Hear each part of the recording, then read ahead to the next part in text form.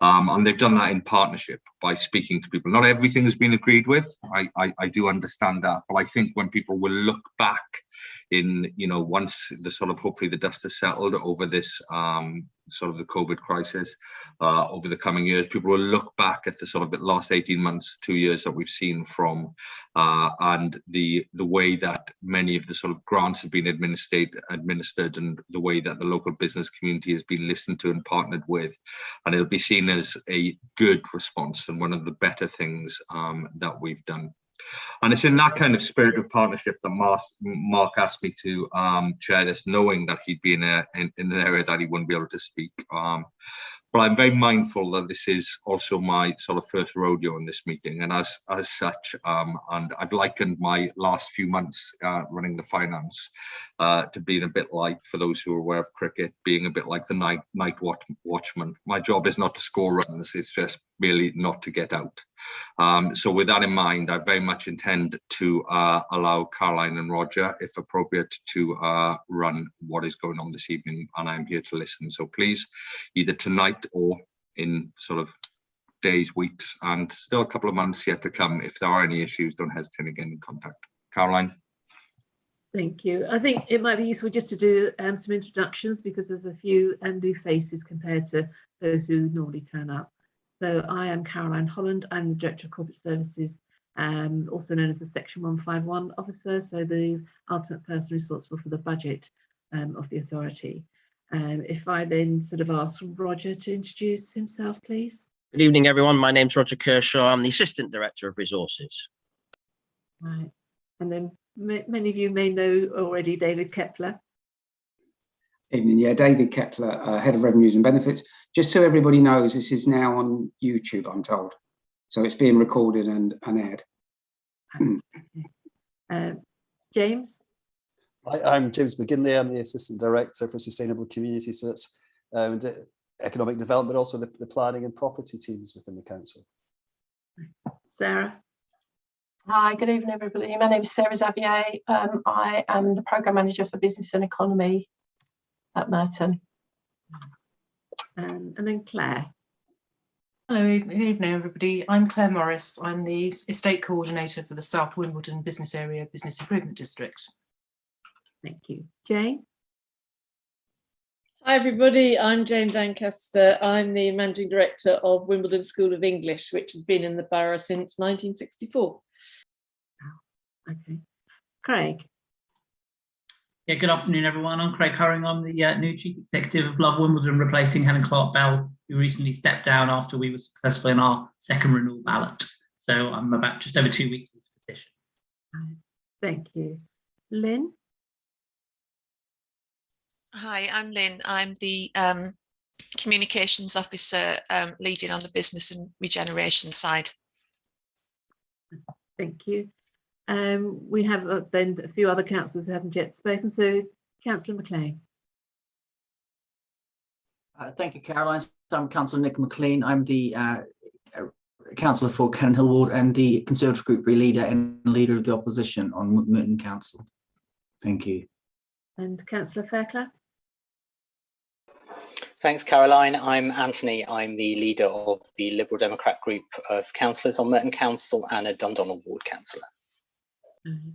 And Councillor Kohler. Hi, I'm Paul Kohler, Councillor for Trinity Ward. Thank you.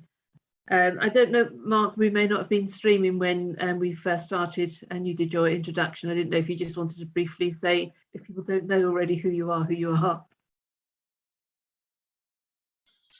Yeah, sorry, I'm Mark Allison. I'm the leader of Merton Council and long-time supporter of the business community in Merton, and obviously through the work that I've been doing prior to being leader as a cabinet member of finance. I've always been delighted to listen in on this particular consultation. Good luck to everyone. Look forward to hearing what you've got to say. Thank you, Mark. And we also have Amy, who's supporting us this evening and making sure and live streaming us. So thank you, Amy. All right. We normally start off these meetings by just giving a very general overview of the budget. And then David will normally have some further stats around sort of in particular in relation to the businesses. And then it is up to you to ask any questions of us and to feedback then to obviously the councillors and particularly cabinet members here, so we can feed that back as part of our final papers to cabinet and onto council. So our budget process can be quite a long process that sort of goes on throughout the year. And certainly a key part of that is the business rate income that we do receive from yourselves and from the many businesses that we do have in the borough. COVID has had a particular impact on the businesses, and whilst there's been sort of a range of support from government and some of the schemes that we have ourselves run, I think sort of certainly this year we are seeing still impacts that you are experiencing, even though sort of we're coming to the end, they keep saying, of the pandemic. But certainly it did appear amongst sort of the South London boroughs that Merton had more staff that were furloughed. I think we had a bigger impact on unemployment than our neighbouring boroughs. So I think we did have some particular hits on our businesses. We do tend to have a smaller number of small businesses compared to our neighbours. So that may be part of the reason why we were particularly impacted. So part of our budget, as I've said, also is some government funding. That's where they reallocate the business rates income that we receive. So they have said obviously that there is not going to be an increase in the multiplier for you next year. So a benefit for you, and we will get some additional grant to offset that increased income. There's talk about there will be revaluations of the business rates every 3 years. However, we from our side, we are still experiencing some challenges around appeals and dating back still to 2010. So that's still something to then have revaluations every 3 years.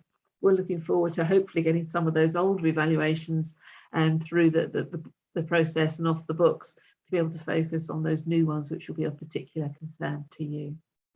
Clearly, the business rates reform that I know there's been a huge clamour for from the business side does not appear to be coming forward at this stage. It does appear that government does see business rate income as a source of revenue for us, and that is likely to continue.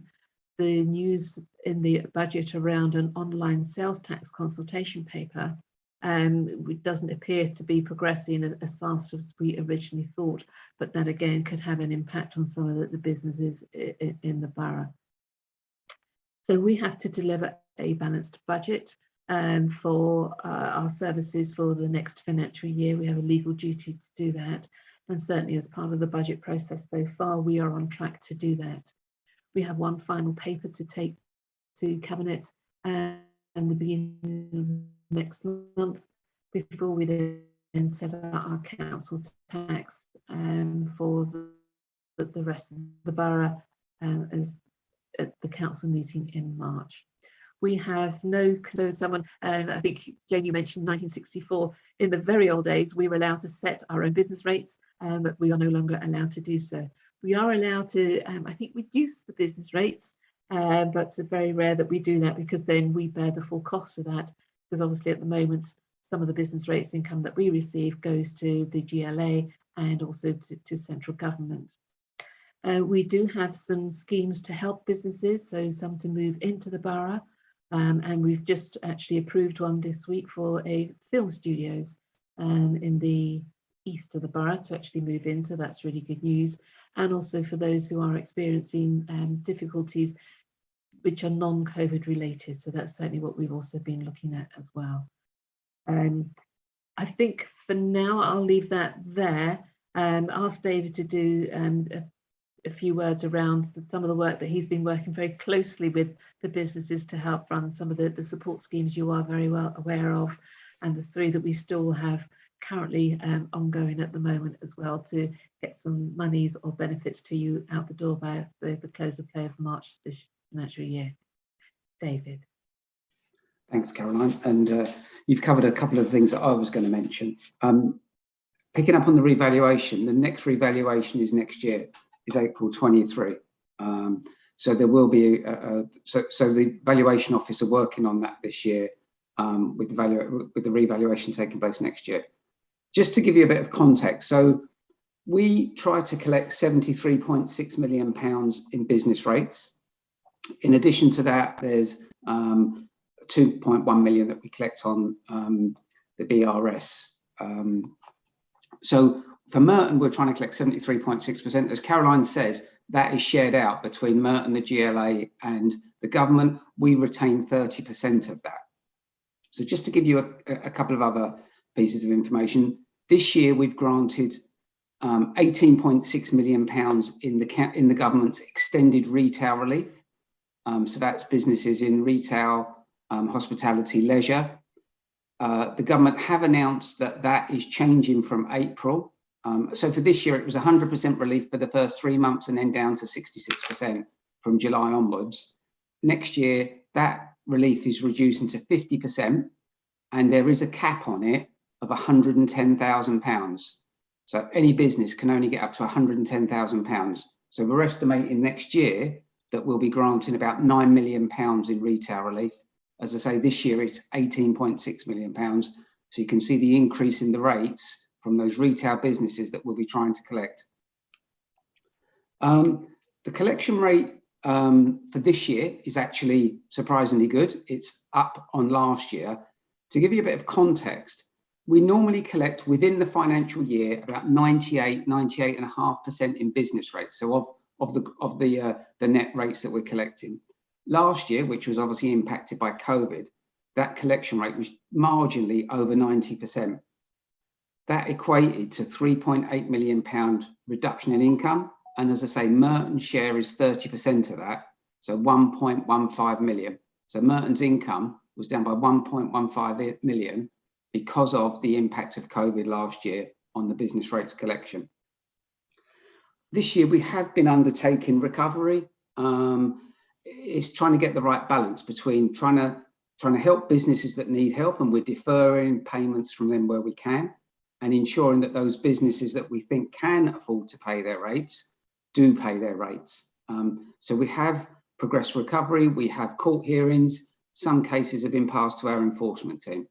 That is a selective process. We're trying to deal with them on an individual basis, but there have clearly been instances this year where there's large businesses in the borough that can afford to pay their rates because they haven't been affected by COVID and haven't. With regards to grant schemes, really the only grant scheme that's been in place in 21-22 was the Restart grant at the beginning of April 21. And we paid out 6.9 million to 831 businesses from the government Restart grant. Then just before Christmas, the government announced 3 new schemes, and I'll just quickly go through them so that perhaps businesses and those here representing businesses can understand them. Perhaps the easiest one to talk about is it's a government scheme. It's called the Omacrom Hospitality and Leisure Grant Scheme. So businesses that meet the criteria in the hospitality and leisure sector can receive grants of up to £6,000. We're running that scheme. Applications are open. We went live with that last Friday. We're over 150 applications that we've had already. We've targeted those businesses that we think will be entitled to that, and we've written to them all, emailed them all, inviting them to apply. And on the face of it, that seems to be working quite well. So that's the Omacron Hospitality and Leisure one, a government scheme with government criteria. The government also introduced another additional restrictions grant, so another local discretionary scheme. Now, for this scheme, we were only allocated £480,000. So what we've done with that is we've targeted, we followed the guidance, that the government was saying, where you should target businesses in the hospitality sector, leisure, personal care, so barbers, hairdressers, travel industry, wedding industry, language schools, businesses that perhaps don't pay business rates, that they pay rent or they run from home. So that's a discretionary scheme that's open at the moment. It closes on the 4th of February. Again, we've had really good uptake in applications for that, and we're working through those grants. Then the final scheme is actually one that the government announced back in March 21, and this one is a reduction on rates bills.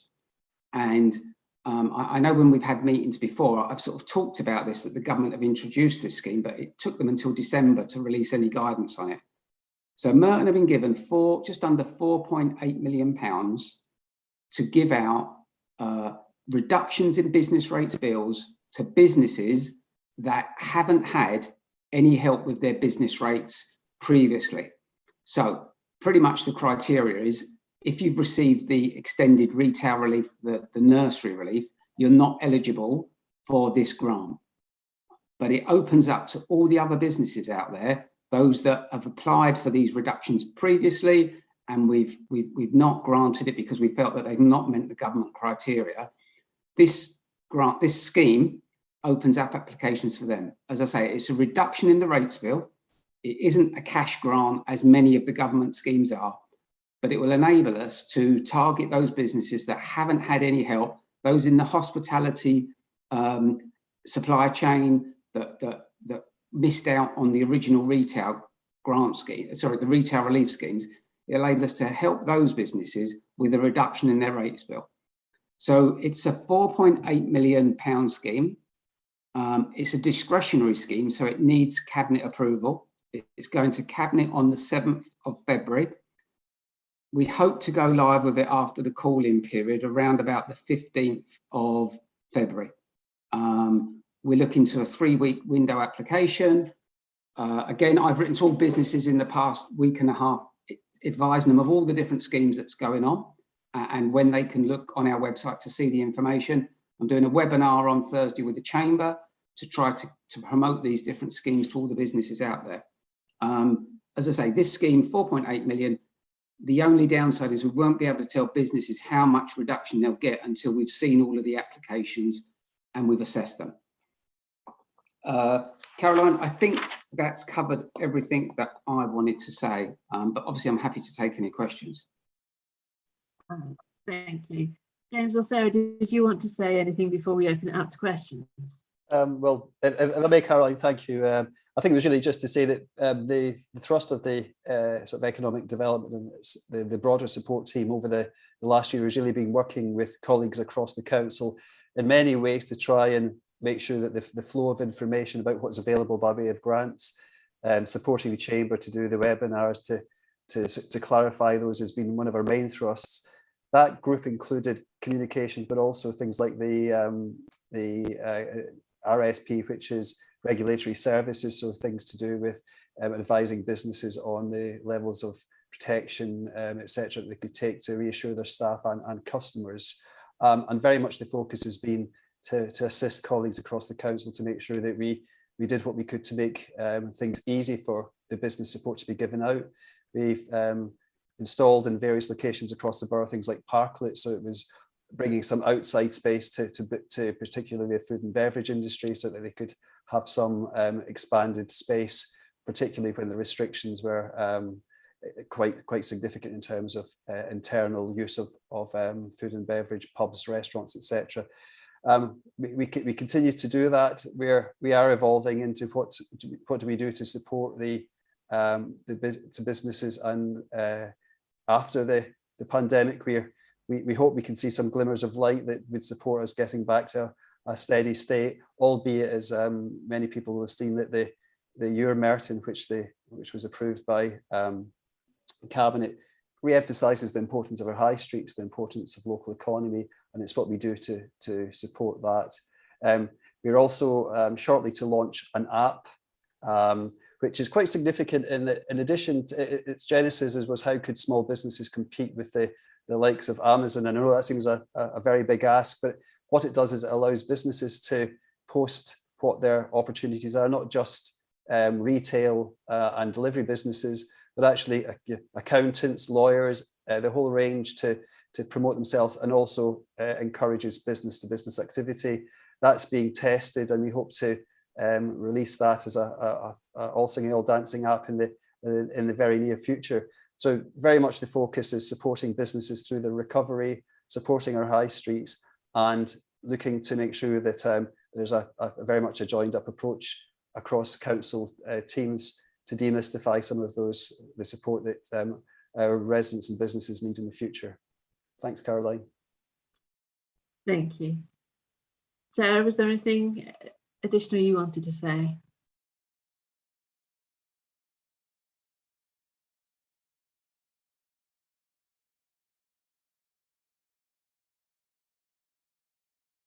The mute buttons are being very unresponsive this evening. I think you cut Sorry. out when you Sarah. Thanks, Owen. Sorry, it wouldn't let me unmute for some reason. Thanks, James. I think James has covered off most of the additional wider business support programme that we're using some of the additional restriction grant funding for.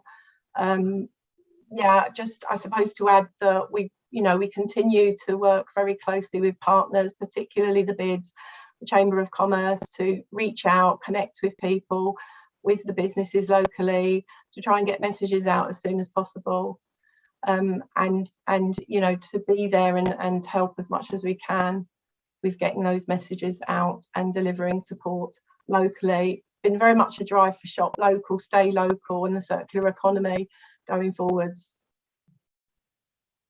Thank you, Sarah. Thank you. So I think that's probably enough talking from our side. So I'll open it up to questions from them, businesses and business representatives.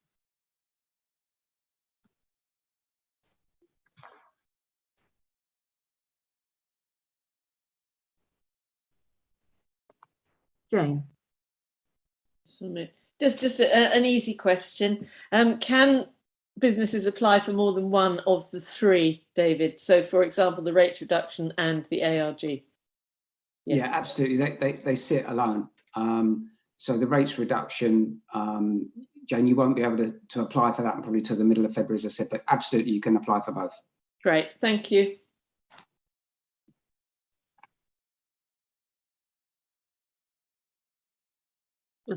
Oh, Craig. Yeah, hi there. Sorry, I'm not sure what's going on with my camera. It's washing my face in an unusual way. But just a quick one from experience at the previous bit I was working at, which was that a number of those grants which were made available last year or the year before weren't always available to new startups because you had to have a premises established for a certain period of time before you could apply for the grant. Will that be different this time with these more discretionary grants? Okay. So one of the discretionary grants, as I say, is a reduction on the rates bill. So you obviously have to be a rates payer. And that's a good question because all of the schemes, there is a date, an effective date when the business has to be operational. I was just going to say, I know for the ARG one and the Omacrom, I think it's the 31st of December. Craig, I can't remember if there is a date for that business rates reduction one, but I can check that and get back to you. Yeah, thanks, David. I'm going to come to the webinar later this week anyway, so we could pick it up before then. But yeah, I just thought it'd be useful to know. Yeah, okay. Yeah, thank you. Okay. And the government has normally dictated those dates for us. So, but yeah, David will confirm on the Omacrom. Yeah, of course, Caroline. I understand absolutely. It's not your decision. All right. So, Jane, did that imply you may have had some difficult questions for us if you started off with an easy one? I can be difficult, but I'm in easy mode tonight, Caroline. So because David's been very helpful, I have to say, including very good on the communication. So yeah. So certainly, I would welcome any further suggestions of how we can communicate with businesses to make sure that they do apply. And that's something that we're very conscious of when the numbers that are applying. Certainly, when we did something in particular for the medium businesses, I think we only had 4 that applied in the end, even with sort of the doubling up of comms that we did. So if there's any other avenues that we're not tapping into or other avenues we could explore, then please do let us know, because we want to make sure that as many businesses can get this as support as possible.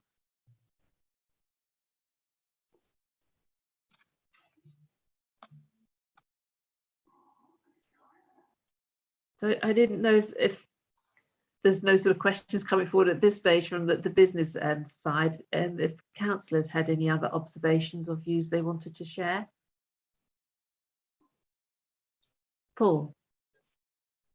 Thanks, Caroline. I just like to ask the businesses actually, or the business and the business representative, why are so few of you here? Why do you think businesses aren't engaging in something like this? I know you're here, and so it's a difficult question, but why do you think?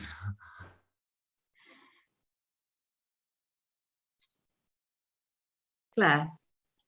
That's a very good question. I mean, I have to say, we've found the information that's coming from David and his team is extremely clear and helpful, and we do disseminate that to our businesses.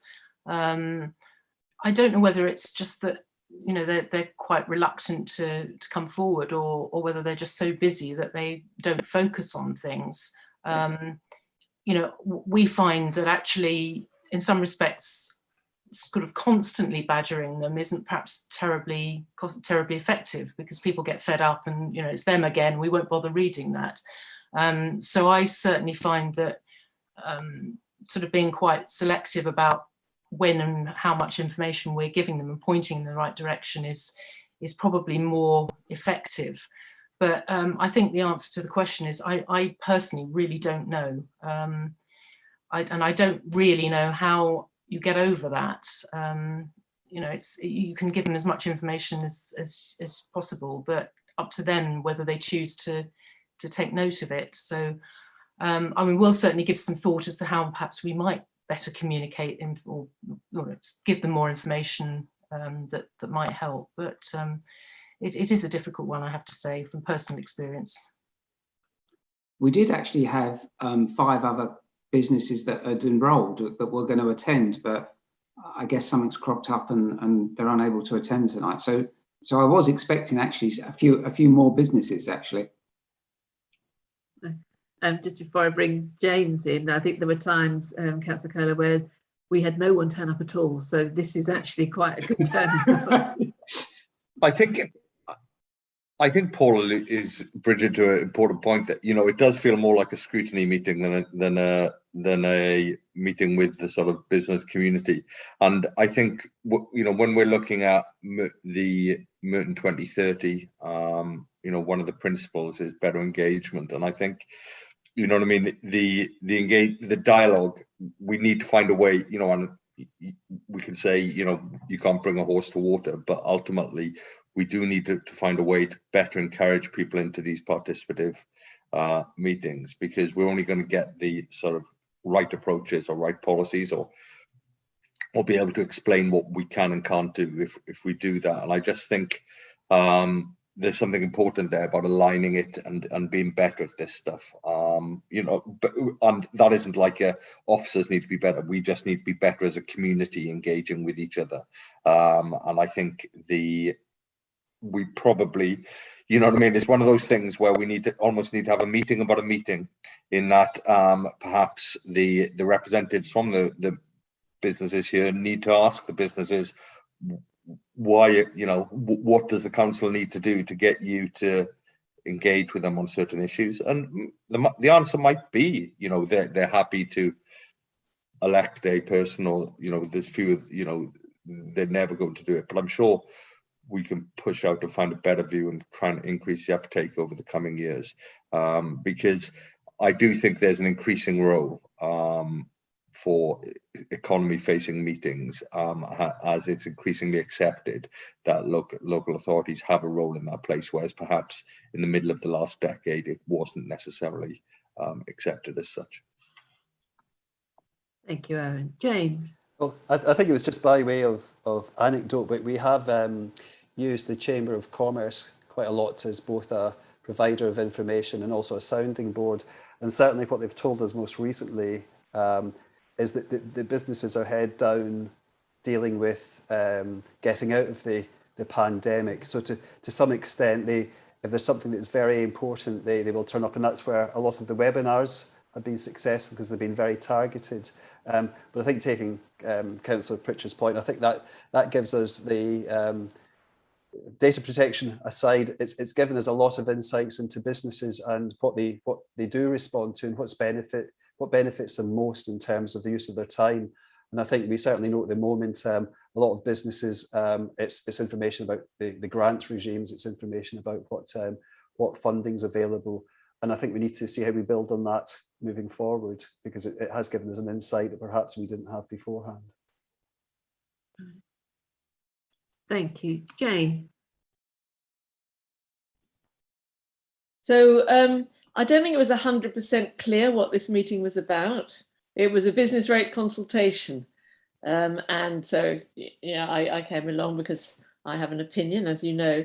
But it's been very good what you said. It's been very clear. You have laid out what the grants available are. So perhaps if it had been information on grants available to businesses, then you might have had a few more along. I just said I wasn't 100% clear. Whereas I've also signed up for the webinar, which is very clear that's happening on Thursday. So I'll be seeing you again then, David. Did you write to all the businesses? Because I've got a friend who runs Jiva Health, a yoga business, and she hadn't heard about it, and she was complaining about the fact that they hadn't received the relief that they wanted. So I will pass on to her, all the available grants. So I'm just wondering how you chose who to invite as well out of the businesses. So the invites for this wasn't to all businesses, but I wrote to every business about the 3 different schemes that are coming up. The invite for this, I think generally we go through the bids, through the chamber, people that have attended before, and try to target them. We also put out some general comms through, I believe, through Twitter and the newsletters that go out. Well, actually, I'm not sure whether it went in the newsletter, but we try to put out some general comms. Perhaps that's something, again, we need to think about next year. I think there's clearly an action here in which is we just need to go away and think again how we do this engagement. It is part of it is one of the guided principles of Merton 2030 now, so maybe we just need to go get and think, actually, that's how we've done it previously. Is that the way we want to do it over the coming administration? Yeah. But I suppose to clarify for Jane, this is a statutory meeting we have to hold as part of our budget setting process. So to say it was about the grants would have been a bit disingenuous, but we thought we'd cover as much information as possible whilst we had a captive audience. So I suppose it's just to clarify how much we can sort of change the parameters of the conversation, but it may be we have different ones as well as this meeting as well. Councillor Kohler. Thank you. What was underlying my question, those were very useful answers. Thank you. There is, I feel, a polarisation occurring in Wimbledon. I say this both to Craig and Claire. I see it in some discussions with Plan Wimbledon, and it's really important we get the community and businesses talking more. You saw it in that the Hartfield Walk stuff. It turned into as a proxy battle for this polarisation. I think we've got to really do all we can to get businesses and the community realising they're on the same side on this. I think I'm just worried about it generally for Wimbledon. I think the council has a role to that, and I think what Owen said is a good one. So it's just something to think about. And I'd say particularly to Craig and Claire, how we address that. Thank you, Paul. Thanks, Paul. Yeah, I agree. And obviously, perhaps, coming in new is perhaps helpful from that perspective as well. And certainly, our intention is not to be in any way adversarial, and we have to work together on this. I wholly agree with you. So yeah, I mean, James gave a helpful update with regard to what's happening with the neighbourhood plan at our board meeting last week. So yeah, I'm aware that there will be further meetings to be held this year, and hopefully we can work more collaboratively on that moving forward. So yeah, no, it's good guidance. Thank you.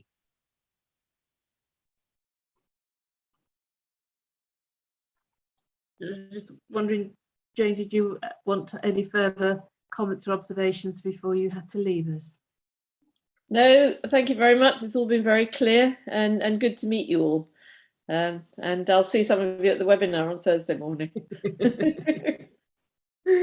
Yes, you will certainly see some people there. Yes. So I will go now because I've got to dash off. So bye everybody. Have a good rest. Thank you. Thanks, Jane. Bye.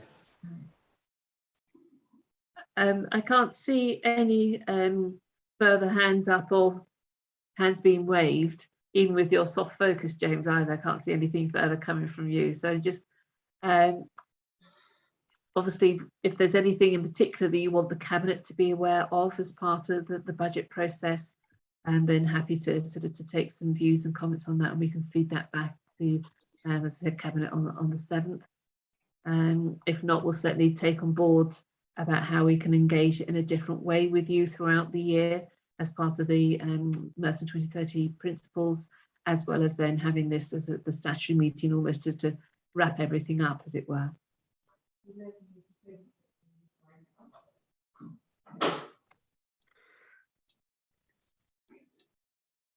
I didn't know, Owen, if you wanted to say a final few words then. Yes, thank you for coming, and thanks for Caroline and the team for doing all this stuff. I know it's just the last couple of years, the added workload through the administering of these grants, often not with the most generous of timelines and flexible of arrangements. I know it's been difficult, but I do think we've done it very well. And you know, I don't always, as most people on this, I don't, you know, always compliment everything that we do. I think there is room for improvement, but I think this has been exceptional in the way that you've administered the grants over the last 2 years. And I think it's widely received. And the only areas of friction have been the areas of political decision making, not in administration. So I thank you all for that. Thank you. So I've perhaps given you a little bit more time back this evening, but thank you, as I said, for attending. Your presence is really welcome. And as we say, if we can sort of build on that as we go forward, that'd be really good as how we help deliver sort of the Merton 2030. Mark, are you able to say a few words, or did you just want to say thank you? Goodbye. No, thank you. It's been very constructive and very well chaired as well, Caroline. Thank you for that. And thank you especially to your officers. David and his team are sort of standouts in getting it to not just businesses but also to people who need it most, and we're very grateful to them and astounded by the professionalism always that. And Sarah as well, if you can accept our thanks for the work you do with the business community. It's absolutely fantastic. We heard some great compliments about that as well, so thank you. Thank you. And nice to meet some new faces, and look forward to working with you further during the forthcoming years. So thank you, everybody. Take